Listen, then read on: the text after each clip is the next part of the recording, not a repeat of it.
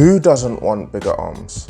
For many, there is no bigger flex than building big biceps and big triceps, but as bodyweight athletes, beyond ego, beyond aesthetics, well-conditioned arms are the cornerstone to continued calisthenics development.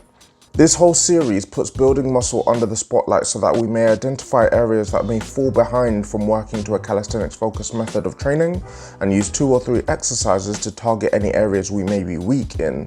This episode is focused on the arms, the drivers of most bodyweight exercises. Make them bigger, make them stronger. Let's see how to do that. Let's get into it. How you doing, Cali Crowd? Welcome back to the channel that makes calisthenics simple. Strong as calisthenics athletes are, they're not really well known for outlandishly sized arms. In fact, many of the calisthenics beasts that we know and love, you'd never guess the gravity-defying things they could do if you walk past them in the street. With this in mind then, if we're looking to pile on muscle in such important areas such as the arms, then we should do so in a comprehensive way that considers our long-term calisthenics goals. With this context set, there are 2 bodyweight exercises that makes building bigger arms easy to achieve, and the first one of those is the chin-up. Chin-ups, as an alternative to pull-ups, bring the biceps more into play. By fully extending at the bottom of the chin-up, we get that deep stretch on the biceps that we know elicits growth.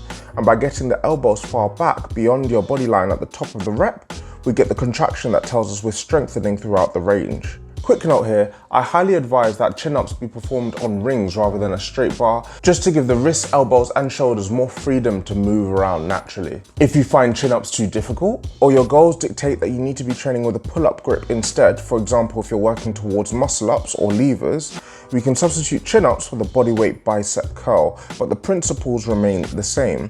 Take the biceps from fully stretched to fully contracted. Be intentional with your training. Before I get onto the next exercise, I want to give an honourable mention to the forearms. Often overlooked, the forearms can be equally responsible for the chronic wrists and elbow issues that we see a lot in bodyweight training, but I'd say that there is no need to look to grow the forearms, as this will often come naturally to consistent calisthenics athletes. Simply gripping in exercises such as chin-ups and rows, and pressing in exercises such as push-ups or handstand work gives plenty of encouragement for these muscles to grow. But if you're looking to prehab the forearms in a way that counters a load of the stress that calisthenics training puts them under, then definitely take a look at this video right here. Back to the arms though, and this exercise takes a look at the antagonist movement to the one we just discussed, and hits the triceps in a way that no other exercise does, and it's the dip. Compound exercises typically favor growth in the larger muscles, such as the lats in pull-ups or the chest in push-ups. But with the dip, we have an exercise that is a proven tricep builder. As calisthenics athletes, dips should be a staple exercise in our training anyway, but if you find that they aren't hitting the triceps in the way that you want, there are 2 things that we can do.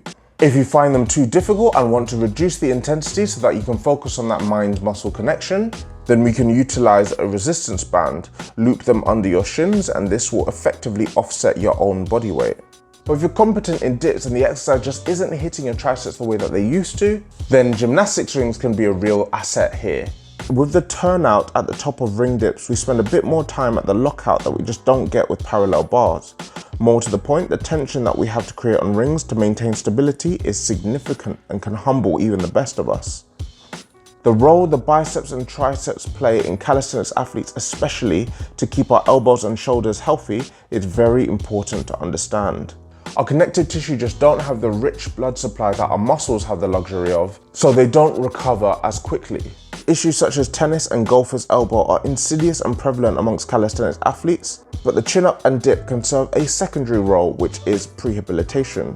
To build the arms, guys, it really is that simple. We don't need to perform any crazy exercises in order to achieve this. Use these exercises to bolster your training, and if you're looking to understand how best to use calisthenics to build muscle, then check out this video.